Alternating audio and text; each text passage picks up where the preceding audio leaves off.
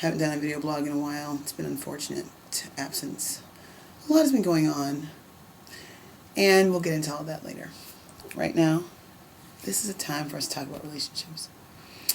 And I want to do a series of blogs, video blogs, that answer your questions about relationships.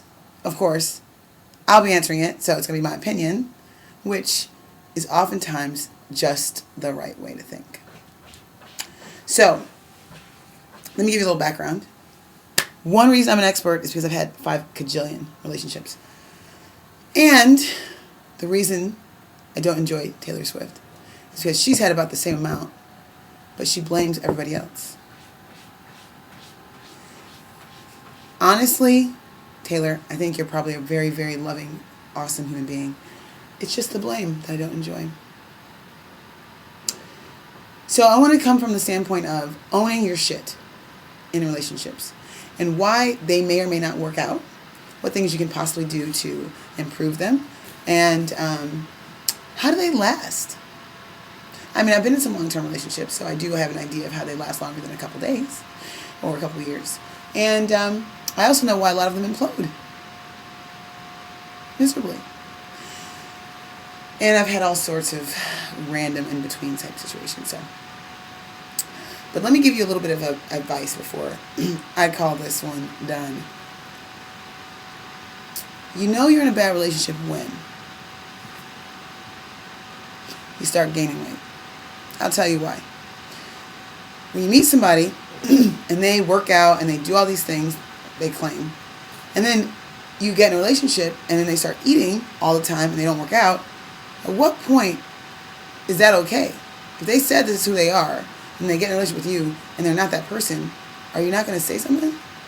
And if you're with somebody who hasn't said, hey, honey, didn't you used to work out all the time? Like, isn't that what you want to do? Then what exactly is going on there? You know? Were you making it up? Do you just like lose yourself in a relationship as soon as you get in one? Like, is that okay? I mean, and I know that being 20 years old is not the same as being 40 as far as how you are in a relationship. But I'm thinking that if you bill yourself as one thing and then you show up as something else, somebody needs to call, what's the word, uncle? Farce? Whatever it is. Somebody needs to say something because something ain't right. At any rate, that's a sign of a relationship not being the healthiest. You start to gain weight. You start eating and numbing yourself. You gotta just stop taking care. Were you only doing that so you could snag somebody? Are they keeping you from working out? Is it so awesome that you can't find time to take care of yourself? Like, what is that? What is that? My advice is, that's information. Maybe you should go back to your regular routine.